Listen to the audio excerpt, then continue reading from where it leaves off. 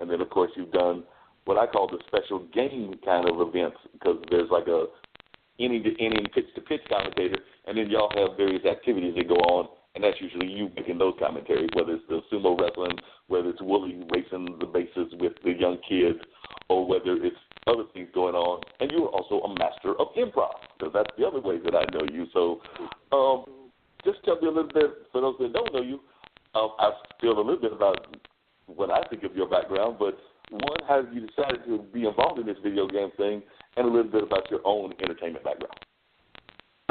Actually, a full-blown history. Born and raised Durham, North Carolina.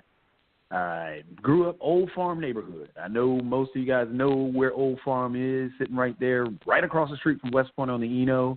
So I had the opportunities growing up to be able to walk across, because, in all honesty, that's one of the first things that a lot of us in Durham, especially in that area, got to see were the 4th of July festivals. And that's when you get introduced to music and entertainment and some of the neat little things that go on there. But then after that, growing up in that area or growing up in Old Farm, had friends everywhere, loved video games, brought people over to the house to play video games. And that's always been one of the things that I always wanted to do, was to create a video game. Haven't gotten the opportunity yet, and I say yet because there's still potential. I'm still alive and still kicking, so I got the opportunity to still do that. But haven't had a chance to create one yet. So 3 years ago, I was able to convince the people at the Bulls, since I've been there for roughly about 13 years, to, look, we've got a brand new facility. We made so many updates. Let's go ahead and utilize it. Let's reach out into a community that, not too many people are talking to. However, the whole esports arena is blowing up. I mean, it is, in all honesty, the future of entertainment. If you look at all the TV shows and all the movies that all deal in the future, they're playing video games. They're emulating. They're taking you're going outside of the body to use some other thing. Look at Avatar. Look at there was that horrible movie that Hugh Jackman was in where he controlled a robot. But video games is the future, so yeah, it was just a no-brainer to do that. But then in the background with improv, and been doing improv since about 18 years now. Figured that it'd be kind of fun to make it into a big show. So the next step that we're trying to do, since now that we've got this one tournament up under our belt, we can now move it into where it's really a show that we can put on something that is not only a melding of baseball and esports, but a show that just your regular individual will want to come and see. Mainly going behind that Disney principle, where it's not, hey, we're going to play these games and say forget everybody else, we're just focused on games. No, the Disney principle is it's including more people, being all inclusive, saying, hey, look, it doesn't matter if you don't like Toy Story. We're going to make you like it because we're going to put stuff in there that's going to relate to you. Disney was one of the first to do a cartoon about one of the black heroes with Nat Turner. I mean, that was what they do. They get you in and get you involved. And so going with that mindset, dealing with the whole improv and show, and also the same thing with baseball, the in-between innings, doing the on-field announcing stuff. Figure the next go-round with our tournament, now that we've learned how to actually make it happen, bring that show portion to it so everybody can really come to it, and it's not just your dedicated esports guy that doesn't care about anything else. But no, we want everybody to be involved and see the future of what is coming down the line. So would you tell me, just out of curiosity, what are some of you, I know you had PS4 games and I believe Xbox games. Were there any other platforms that were used in the game? Had PS4 games. We had pretty much every fighter. We had also we had some. Got my little son running around opening the door. Sorry, in the background. But in there, brother. So we got PS4 games with Street Fighter to soccer to MLB The Show to NBA 2K17, Madden, and everything else. Then we also had PC games with Rocket League, League of Legends, all the staples of the esports arena right now. Like if you when people think of video games and esports, they really don't understand that the money that goes into esports currently. For example, Riot Games makes a game called League of Legends. Right. League of Legends, to buy into that tournament, to have, your team in there, it's $10 million. Whoa. Yeah, it's serious business. Wow. You can go to the amount of money that's given out in tournament. For example, FIFA 17. If you're going to try and do one of the tournaments for FIFA 17 and you're one of the better players, you can make a ton of money because they've already given out close to $1.5 million in tournaments already. There was a tournament that happened in, I think it was June. Well, actually, no. I think it was actually July or August. It was for a game called Dota 2 or DOTA 2. The prize pool was about $20.8 million, and it just continued to rise. The money that's in esports right now it's more than a lot of your minor league baseball teams to, the NBA D-League teams.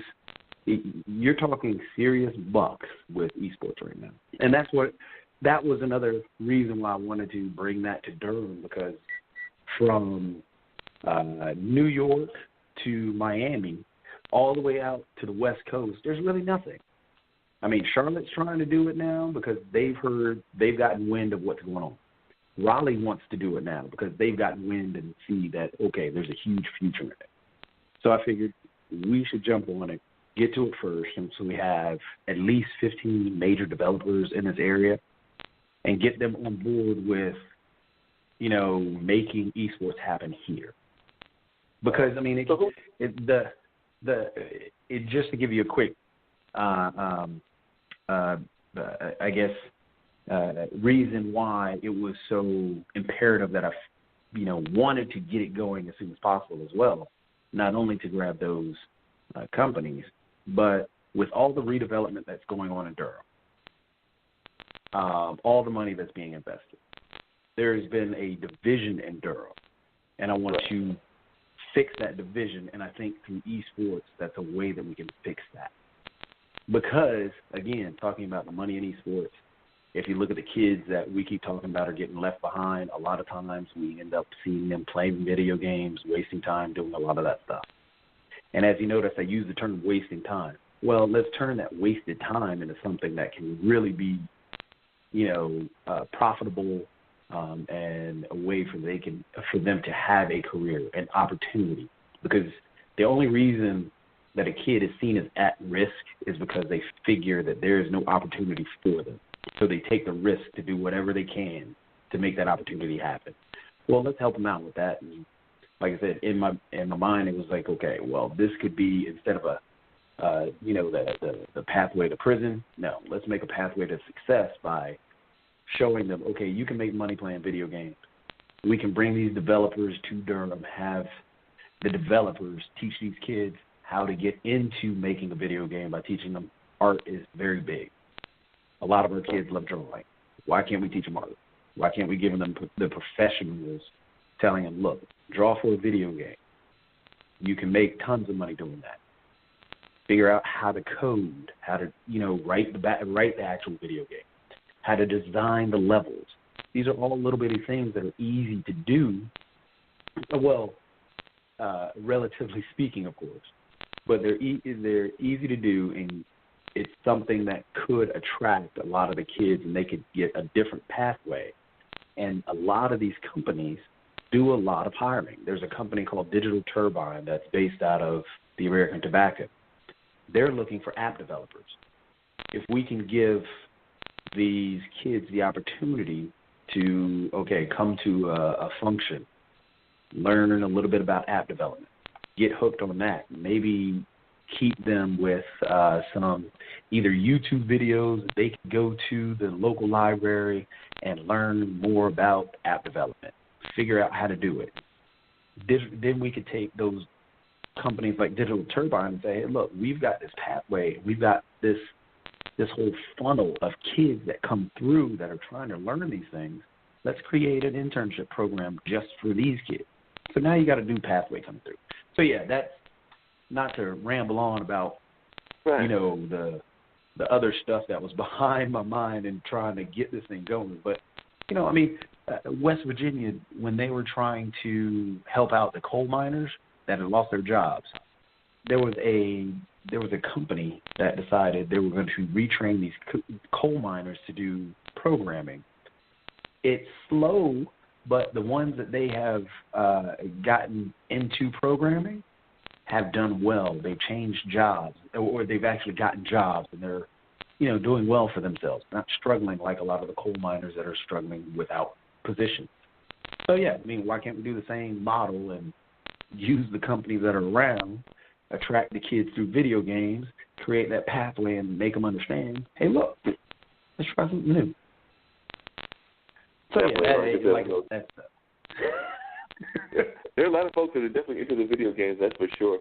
Now, I was just curious, now the complaint about video games is that sometimes they lead to people's going down wrong paths because of some of the balance in video games. And I know that you're not a proponent of that. You actually talk about the education kind of video games. But for those that are complaining about certain kinds of video games, what is your reaction to them, and how do you respond to those folks that might look at some of these incidences in the world where people might say, look, it was a video game that caused me to do this or that? First off, these developers, one of the developers that came to the event this past weekend was Boss Key Productions. One of the heads of Boss Key is a guy named Cliff Blazinski. Cliff came out of Epic. Epic is based out of Cary. Boss Key is now based out of Raleigh, but Epic is in Cary. They created a game called Unreal. Cliff, they also created what's called a game engine. That's what games are built off of.